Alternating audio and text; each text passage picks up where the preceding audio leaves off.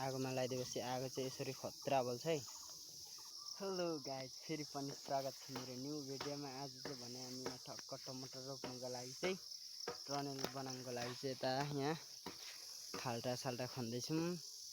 खेतमा चाहिँ टक्क यसरी यो पेप्सीको बोतल चाहिँ टक्क डिउको बोतलहरू टक्क यसरी आगोमा सेकाएर टक्कसँगले यसरी टक्क लगाएपछि चाहिँ मुनि धमिराहरू पर्दैन, मकिने चान्स हुँदैन होइन। त्यही भएर म चाहिँ यहाँ टक्क लाएर यो चक्कुले चाहिँ टक्क यसले चाहिँ टक्क यहाँ काट्दै त्यहाँ आगोमा सेकाउँदै बनाउँदैछु होइन। त्यही हो आजको काम चाहिँ यस्तै छ होइन। यस्तो चाहिँ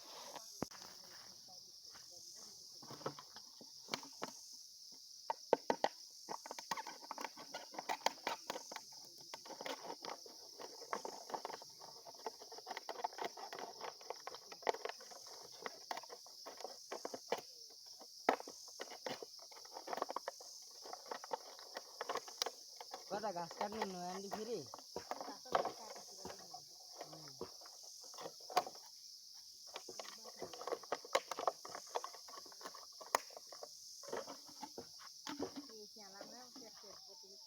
हजुर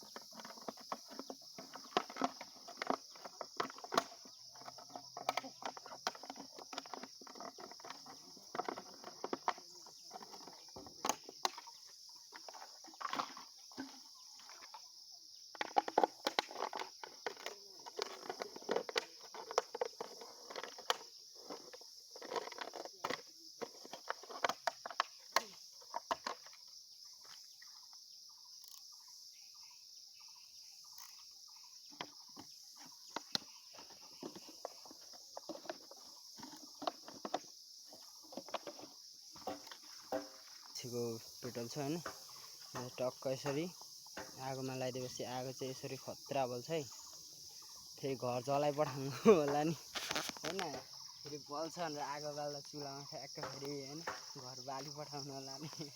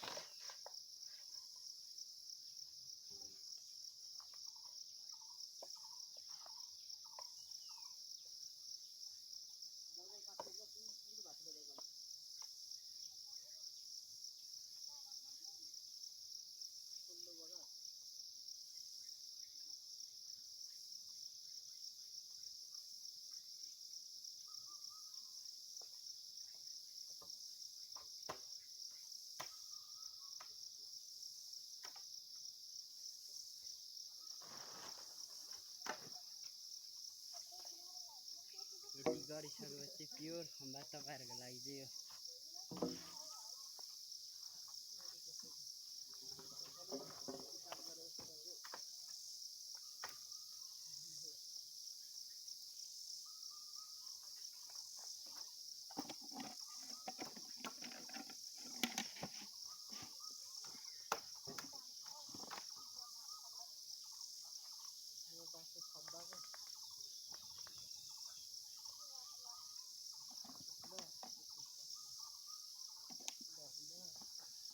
प्लास्टिकको बोतल लागेको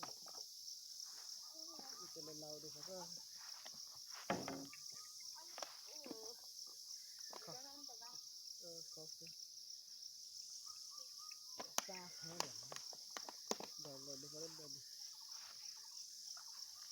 दाउरा हुनु पऱ्यो नि त नि पहिलो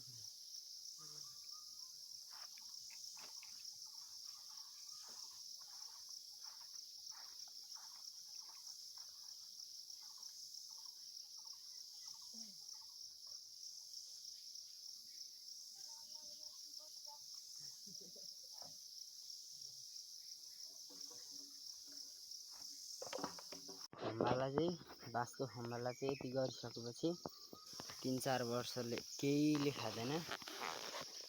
अब 3-4 वर्ष चाहिँ यो मजाले खोज्छ, बरु उँभोको यो जान्छ होइन, यिनीहरू चाहिँ बरु यिनीहरू चाहिँ जान्छ माथिको, मुनिको चाहिँ केही हुँदैन। अब यति हालिसकेपछि केही हुँदैन क्या, न उयो के भन्छ, न मक्किन्छ, न धमिराले खान्छ, न केहीले खान सक्छ होइन, भबाल राम्रो हुन्छ। हामीले चाहिँ यो 2-3 साल भयो यसरी हाल्नु थालेको है। हामीले चाहिँ यहाँ चाहिँ सुता टाङ्गी यहाँ चाहिँ टमाटर खेती हान्न आँटेको छौँ होइन। तपाईँहरूलाई म पछि फुल्ली देखाइदिन्छु बनाइसकेपछि।